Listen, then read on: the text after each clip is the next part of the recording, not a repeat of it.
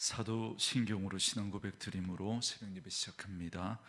전능하사 천지를 만드신 하나님 아버지를 내가 믿사오며 그 외아들 우리 주 예수 그리스도를 믿사오니 이는 성령으로 잉태하사 동정녀 마리아에게 나시고 본디오 빌라도에게 고난을 받으사 십자가에 못 박혀 죽으시고 장사한 지 사흘 만에 죽은 자 가운데서 다시 살아나시며 하늘에 오르사 전능하신 하나님 우편에 앉아 계시다가 저리로서 산자와 죽은 자를 심판하러 오시리라.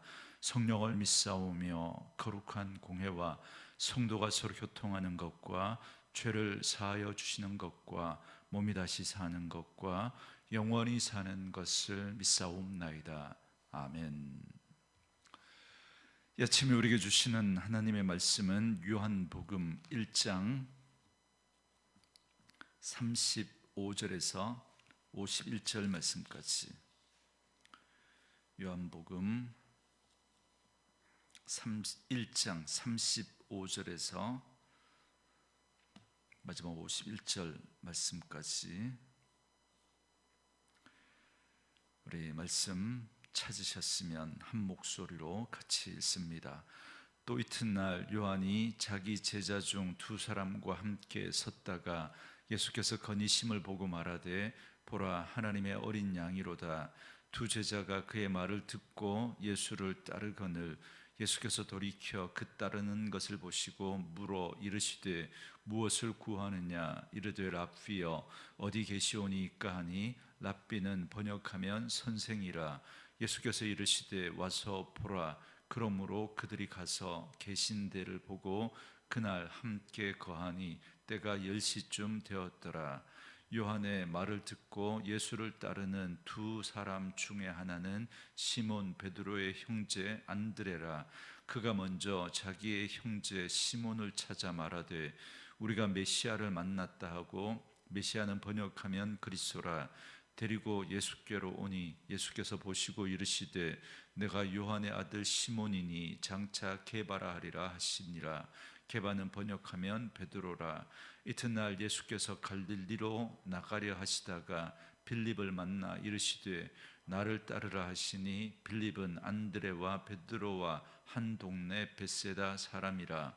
빌립이 나다나엘을 찾아 이르되 모세가 율법에 기록하였고 여러 선지자가 기록한 그 일을 우리가 만났으니 요셉의 아들 나사렛 예수니라. 나다나엘이 이르되 나사렛에서 무슨 선한 것이 날 수 있느냐. 빌립이 이르되 와서 보라 하니라. 예수께서 나다나엘이 자기에게 오는 것을 보시고 그를 가리켜 이르시되 보라 이는 참으로 이스라엘 사람이라. 그 속에 간사한 것이 없도다. 나다나엘이 이르되 어떻게 나를 아시나이까. 예수께서 대답하여 이르시되 빌립이 너를 부르기 전에 네가 무화과 나무 아래에 있을 때에 보았노라. 나다나엘이 대답하되 랍비여 당신은 하나님의 아들이시요 당신은 이스라엘의 임금이로소이다.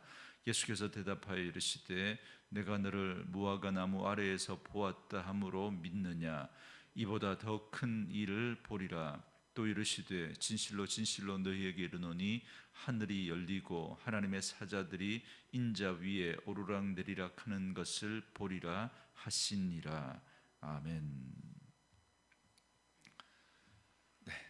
오늘은 함께 읽으신 요한복음 1장 35절에서 51절 말씀을 중심으로 와서 보아라 라는 제목의 말씀으로 잠시 은혜를 나누겠습니다. 요한복음은 다른 복음서와는 달리 예수님의 신적 면모를 강조하며 예수님이 하신 일보다 예수님이 누구신가에 더 초점을 맞추고 있습니다. 그래서 요한복음은 예수님이 누구이신지를 먼저 밝히고 시작합니다. 예수님은 태초에 하나님이 천지를 창조하실 때 말씀으로 함께 하셨고 이제 말씀이 육신이 되어 이 땅에 오신 하나님의 아들이다라는 사실을 선언했습니다. 그리고 당시의 관례를 따라 이를 뒷받침해 줄 증언자들의 증언을 소개하는데 어제 말씀은 첫 번째 증언자로서 세례 요한에 관해 말씀했습니다. 계속해서 이제 오늘 말씀은 또 다른 증언자로서 제자들이 등장합니다. 어제 말씀에서 세례 요한은 예수님을 향해서 세상죄를 지고 가는 하나님의 어린 양이로다라고 증언했습니다. 이제 오늘 말씀은 그 다음 날에 일어난 일인데요, 35절과 36절에 보시면 또 이튿날 요한이 자기 제자 중 두 사람과 함께 섰다가 예수께서 건이심을 보고 말하되 보라 하나님의 어린 양이로다 그럽니다. 또다시 세례 요한은 자신의 두 제자에게 예수님이 하나님의 어린 양이심을 증언합니다. 이 두 명의 제자는 안드레와 요한입니다. 그러니까 예수님의 제자인 이 안드레와 요한은 처음에는 세례 요한의 제자였던 겁니다. 37절을 보면 이 두 제자는 세례 요한의 증언을 듣고 예수님을 따릅니다. 그런데 자신을 따르려는 이 두 사람을 보고 예수님이 묻습니다. 38절에 예수께서 돌이켜 그 따르는 것을 보시고 물어 이르시되 무엇을 구하느냐 이르되 랍비여 어디 계시오니까 하니 그럽니다. 여기 예수님께서 돌이켜 물어보시는 이 장면이 상당히 중요한 의미가 있습니다. 복음서를 보면 예수님은 종종 자신을 따르는 무리들에게 그 이유와 목적을 물으십니다. 이 질문은 오늘 우리에게도 동일합니다. 주님은 우리에게 무엇을 구하느냐라고 물으십니다. 이 질문은, 그렇다면 이 질문에 대해서 우리는 예수님에게 무엇을 구하고 있다라고 여러분 말씀하시겠습니까? 우리가 예수님을 따르는 목적은 과연 무엇입니까? 오늘 예수님의 이 질문에 대해 두 제자는 동문서답과 같은 대답을 합니다. 그들은 예수님의 질문에 랍비여 어디 계시오니까 그럽니다. 동문서답 같은 이 대답은 참으로 여러분 중요합니다. 그들은 예수님이 계신 곳을 물었습니다. 그리고 그 밤에 예수님을 찾아갑니다. 그러니까 그들이 구하고 찾은 것은 바로 예수님이라는 겁니다. 주님과 깊은 대화와 친밀한 교제를 나누기를 원했다는 사실입니다. 예수님을 따르던 수많은 무리들과 여러분 다른 점이 바로 여기에 있습니다. 이렇게 두 사람은 예수님을 찾아가서 주님과 함께 거하고 나서 예수님의 첫 제자가 되었다라는 것입니다. 예수님의 어떤 신비한 기적을 구하고 예수님으로부터 내가 원하는 무엇인가를 얻어내려고 했던 그런 무리들과는 달리 이들은 예수님 자신을 구했던 거죠. 그리고 예수님을 찾아가서 깊은 대화를 나누고 그리고 교제하고 그러면서 예수님의 첫 제자가 되었던 겁니다. 그리고 이제 계속해서 예수님의 제자들이 모이게 됩니다. 그 다음은 베드로입니다. 베드로는 형제인 안드레를 통해서 예수님에 대해서 듣게 됩니다. 그리고는 안드레의 손에 이끌려서 예수님께로 갔습니다. 여기서 또 하나 주목해 보아야 할 것은 예수님께서 베드로의 이름을 지어주시는 장면입니다. 여러분, 이름을 지어준다라는 건 그 사람의 소유권을 내가 가지고 있다라는 것일 뿐만 아니라 동시에 그 사람의 정체성을 부여한다는 의미가 있습니다. 여러분, 베드로의 본래 이름은 시몬입니다. 그런데 예수님은 그 이름을 바꾸시죠. 42절에 보시면 데리고 예수께 오니 예수께서 보시고 이르시되 네가 요한의 아들 시몬이니 장차 게바라 하리라 하시니라. 게바는 번역하면 베드로라 그럽니다. 예수님은 시몬이라는 그 이름을 장차 게바라 부르게 될 것임을 말씀합니다. 게바는 반석이라는 뜻입니다. 그리고 이 반석이라는 뜻의 반석을 로마인들이 쓰는 라틴어로 바꾼 게 베드로입니다. 예수님은 이처럼 베드로를 알고 계시고 그에게 새로운 이름을 주신 겁니다. 이처럼 베드로의 이름을 바꾸신 것과 같이 예수님을 만난 사람은 바뀌고 달라집니다. 이전과 똑같은 삶을 살아갈 수가 없습니다. 인생의 목표와 인생을 바라보는 관점 자체가 완전히 달라졌기 때문에 그 사람의 삶은 여러분 달라질 수밖에 없는 것이죠. 이제 나를 향한 주님의 사랑과 기대를 알고 그 뜻하신 바를 알기 때문에 그것을 위해서 살아가는 제자가 되었던 것입니다. 그리고 계속해서 그 이튿날에 이번에는 예수님이 빌립을 만납니다. 43절에 보면 예수님은 빌립을 향해서 나를 따르라라고 하십니다. 이에 대해서 빌립의 반응이 구체적으로 나타나 있지 않지만 그 뒤에 내용을 보면 빌립은 예수님을 따르는 제자가 되었다라는 걸 알 수 있습니다. 44절에 보면 빌립은 안드레와 베드로와 한 동네 벳세다 사람이었다라고 말합니다. 여러분, 벳세다라는 마을은 갈릴리 호수 북동쪽에 있는 작은 마을입니다. 벳세다는 어부의 집이라고 하는 그런 뜻으로 아주 평범한 작은 어촌 마을입니다. 그러니까 예수님은 강하고 실력 있고 능력 있는 사람들을 찾아다니면서 제자를 부르신 게 아니라 평범한 어촌 마을에 보통 청년을 찾아가서 그들을 제자로 삼으셨다라는 걸 알 수 있습니다. 이것은 오늘 평범하고 연약한 그런 저희들에게 베풀어진 은혜가 아닐 수 없습니다. 우리처럼 부족한 저희들이지만 주님은 기꺼이 우리를 찾아오셔서 부르시고 또 주님의 제자로 삼아 주신 것입니다.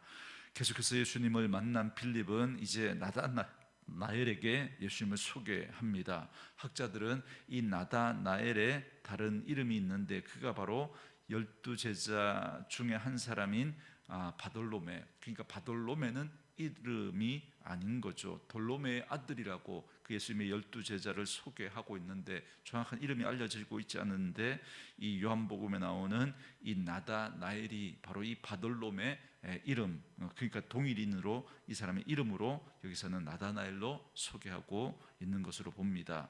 어쨌든 45절에 보시면 빌립이 나다나엘을 찾아 이르되 모세가 율법에 기록하였고 여러 선지자가 기록한 그 일을 우리가 만났으니 요셉의 아들 나사렛 예수니라 이렇게 말합니다. 이 빌립의 증언은 굉장히 중요합니다. 예수님을 일컬어 모세가 율법에 기록했고 여러 선지자가 기록한 그를 만났다라고 했습니다. 다시 말하면 이 말은 구약의 성경이 증언하는 메시아 그리스도를 만났다라는 말입니다. 그리고 46절에 보면 이에 대해 나다나엘은 나사렛에서 무슨 선한 것이 날 수 있느냐라고 부정적인 반응을 보입니다. 여러분, 구약 성경에 의하면 메시아는 베들레헴에 탄생해야 합니다. 그런데 나사렛에서 어떻게 메시아가 태어날 수 있느냐라고 하는 어찌 보면 자연스러운 반응을 보인 겁니다. 게다가 나사렛은 작은 시골 마을에 불과했습니다. 그래서 더더욱 나다나엘은 이렇게 반응할 수밖에 없었습니다. 그러자 빌립은 와서 보아라, 와서 보라고 했습니다. 이는 앞에 39절에서 예수님이 첫 제자를 부르실 때 했던 말과 같습니다. 빌립이 동일하게 외칩니다. 한번 와서 보면 알게 될 것이다 라는 말입니다. 여러분, 그렇습니다. 신앙이란 말로서 다 설명할 수도 없고 지식으로 다 알 수 없습니다. 실제적인 삶의 자리에서 예수님을 경험해야 합니다. 머리로만 신앙하지 말고 그 말씀대로 직접 살아보고 그 말씀을 체험해야 합니다. 특별히 요한복음에서 본다라는 건 깨닫는 것이고 체험한다라는 의미가 있습니다. 그래서 빌립은 나다나엘에게 와서 보라고, 한번 경험해보고 그렇게 한번 체험해보라는 것입니다. 그래서 48절부터 51절에서 이제 예수님과 나다나엘이 만나 대화가 오고 가는데 이때 예수님이 반복해서 쓰시는 단어가 바로 본다라는 단어입니다. 신앙이란 결국 주님이 우리를 먼저 보았으므로 우리가 주님을 보게 되었다라는 사실입니다. 그러므로 우리는 주님이 먼저 우리를 보셨다라고 하는 이 사실을 우리 명심해야 합니다.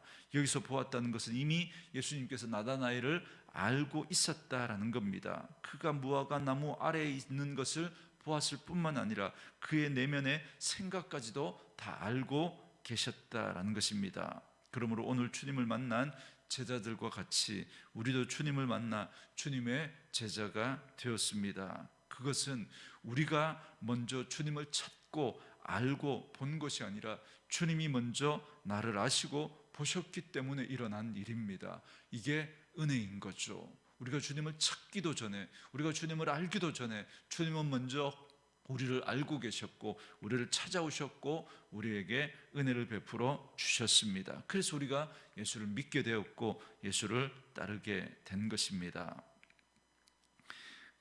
그러면 50절과 같이 평범한 갈릴리 청년들이 복음의 위대한 사도가 된 것처럼 우리도 주님을 만나고 주님을 알게 되면 여러분 믿음의 사람으로 이 땅을 우리는 살아가게 되는 것입니다. 그러므로 오늘도 우리는 그 은혜로 인하여서 주님의 제자가 되었고 이제 그 주님을 증거하는 그러한 사람들로 오늘 요한복음에서 이 제자들이 예수님을 증언하는 것처럼 우리도 이 땅에서 또 다른 이들에게 하나님의 아들 예수 그리스도를 증언하는 그런 삶을 살아가게 되는 것이죠. 그러므로 오늘 우리들을 향해서 와서 보라고 하시는 그 주님의 초청에 온전히 응답해서 주님을 만나고 보고 들은 은혜를 더욱 깊이 경험할 수 있는 저와 여러분 될 수 있기를 바랍니다. 그래서 주님의 참된 제자로서 믿음의 삶을 살아가고 주님을 나타내며 증거하는 삶을 살아가는 그런 저와 여러분 되어줄 수 있기를 주의 이름으로 축원합니다.